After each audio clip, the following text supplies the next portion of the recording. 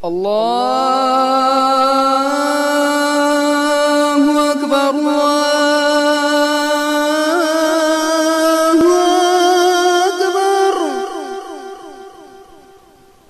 اللہ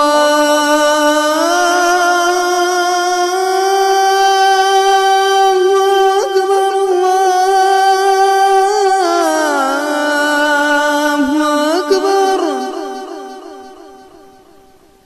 أشهد أن لا إله إلا الله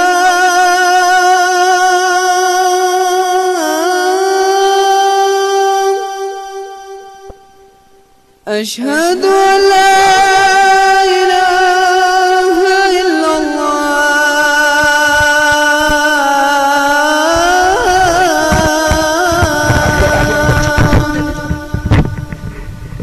حیرت کی بات ہے آگے آؤ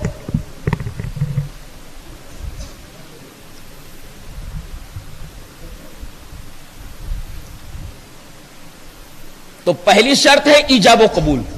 دوسری شرط ہے مال جسے شریعت میں مہر سے تعبیر کیا گیا ہے اور اموالکم کی اضافت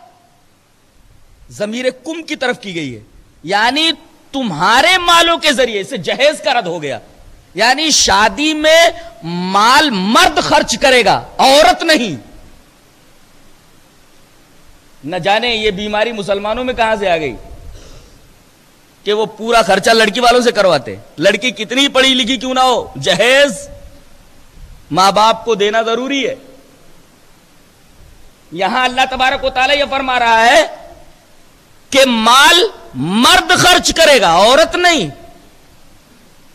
اس سے جہیز کا رد ہو گیا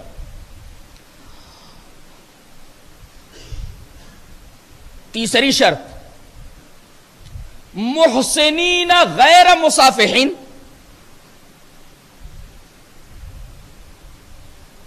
یعنی نکاح کا مقصد دائمی قبضہ ہو جس سے حلال مروجہ کا رد ہو گیا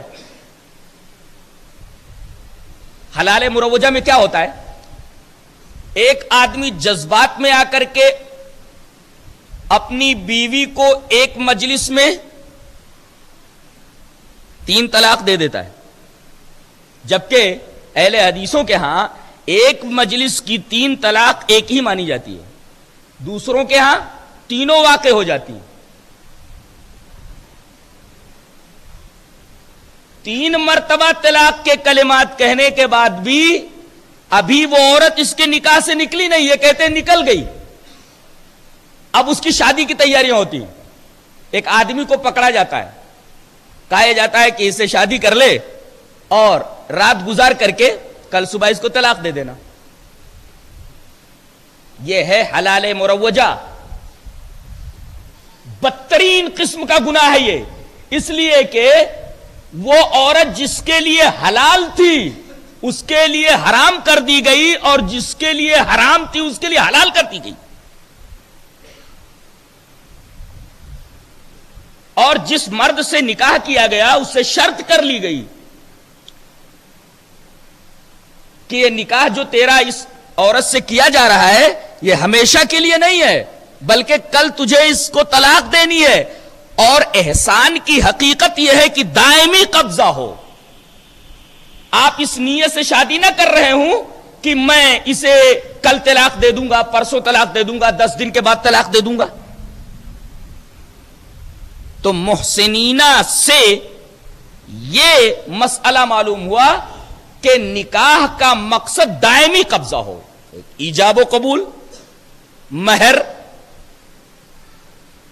اور تیسرے دائمی قبضہ چوتھے غیر مصافحین صرف مستی نکالنا مقصود نہ ہو متاع کا رد ہو گیا متاع سمجھتے کسے کہتے ہیں کئی شہروں میں ایسا ہو رہا ہے عرب کے لوگ آتے ہیں باقاعدہ دلال رہتے ہیں 10 دن کے لیے شادی کرتے ہیں 10 دن کے بعد طلاق دے کر کے چلے جاتے ہیں حرام ہے یہ اس لیے کہ قرآن حکیم نے کہا غیر مصافحین مستی نکالنا مقصود نہ ہو یہاں ایک تو دائمی قبضہ نہیں ہوا، 10 دن کے بعد طلاق دینا مقصود ہے، دائمی قبضہ مقصود نہیں ہے، اور یا مستی نکالنا مقصود ہے۔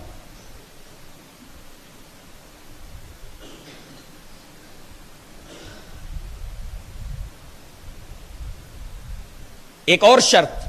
وَلَا مُتَّخِذِي أَخْدَانٍ، چوری چھپے آشنائی کرنے والے نہ ہوں۔ اس سے دو باتیں معلوم ہیں کہ شادی گواہوں کی موجودگی میں ہو، گواہ ضروری ہے، اور ایک اور مسئلہ معلوم ہوا وَلَا مُتَّخِذِي أَخْدَانٍ سے کہ ولی کا ہونا ضروری ہے۔ جب تک ولی اجازت نہ دے لڑکی اپنی مرضی سے کہیں شادی بھاگ کر نہیں کر سکتی۔ باپ ولی ہے، باپ موجود نہ ہو، بیٹا ولی ہے، تو جب تک ولی اجازت نہ دے لڑکی اپنی مرضی سے کہیں دوسری جگہ شادی نہیں کر سکتی۔ ایجاب و قبول پہلی شرط، مہر دوسری شرط، دائمی قبضہ تیسری شرط، گواہ چوتھی شرط، ولایت پانچویں شرط۔ یہ 5 شرطیں جب پائی جائیں تب نکاح وجود میں آئے گا۔ اور ولا متخذی اخدان سے ایک نقطہ اور معلوم ہوا کہ چوری چھپے کوئی مرد آشنائی نہ کرے، یعنی کوئی گرل فرینڈ نہ بنائے۔ اور چھٹے پارے کے اندر ہے ولا متخذات اخدان، لڑکیاں بوائے فرینڈ نہ بنائیں۔ چھٹے پارے میں ولا متخذات ہے، عورتوں کو خطاب کر کے کہا گیا ہے، مؤنث کا صیغہ استعمال کیا گیا، اور یہاں مذکر کا ہے۔ لڑکے گرل فرینڈ نہ بنائے، جائز نہیں ہے۔ چھٹے پارے میں ولا متخذات اخدان، لڑکیاں بوائے فرینڈ نہ بنائے، حرام ہے۔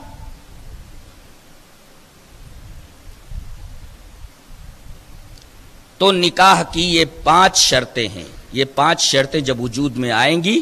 تب نکاح ہوگا۔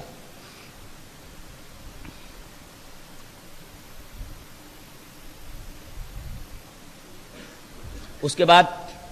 ایک حکم دیا جا رہا ہے، یا ایھا الذین آمنوا لا تاکلوا اموالکم بینکم بالباطل، اے ایمان والو تم اپنے درمیان اپنے مالوں کو باطل طریقے سے مت کھاؤ، الا ان تکون تجارتا عن تراض منکم، باہمی رضامندی سے تجارت ہو تو تم مال کھا سکتے ہو، باطل کے ذریعے مال مت کھاؤ۔ اس میں سارے حرام دھندے آ گئے، سود حرام، رشوت حرام، ڈاکہ حرام ہے، چوری حرام، غصب کر کے مال لے لینا، کسی کی زمین ہڑپ لینا حرام، دھوکہ دے کر کے مال حاصل کر لینا حرام۔ باطل کے دائرے میں یہ تمام کے تمام حرام دھندے آ گئے، باطل طریقے سے مال مت کھاؤ۔ اس کے بعد کا حکم، وَلَا تَقْتُلُوا أَنفُسَكُمْ، اپنے آپ کو قتل مت کرو، خودکشی حرام ہے، خودکشی کو حرام قرار دیا گیا۔ اس کے بعد ایک عجیب مسئلہ بیان کیا جا رہا ہے، ان تجتنبوا کبائر ما تنہون عنہ نکفر عنکم سیئاتکم۔ گناہ کی 2 قسمیں ہیں، گناہ کبیرہ اور گناہ صغیرہ، بڑے گناہ اور چھوٹے گناہ۔ یہ بڑے گناہ کسے کہتے ہیں اور چھوٹے گناہ کسے کہتے ہیں؟ اچھی طرح جان لیجئے، بڑے گناہ کسے کہتے ہیں؟ جس بد عملی کے اوپر شریعت نے حد مقرر کی ہو، بڑا گناہ ہے، شریعت میں اس پر سخت وعید آئی ہو، وہ بڑا گناہ ہے۔ اس بدعملی کے اوپر لعنت کی گئی ہو، وہ بڑا گناہ ہے۔ شریعت نے حد مقرر کی ہو، حد مقرر کرنے کا مطلب جانتے ہو؟ جیسے چوری کی حد کیا ہے؟ ہاتھ کاٹ لیا جائے۔ تو ایسے افعال، ایسے اعمال جن کے کرنے پر شریعت نے حد مقرر کی ہے، زانی کو سنسار کر دیا جائے تو زنا بڑا گناہ ہوا، چوری ایسی بدعملی ہے کہ اس پر ہاتھ کاٹنے کی حد ہے، تو چور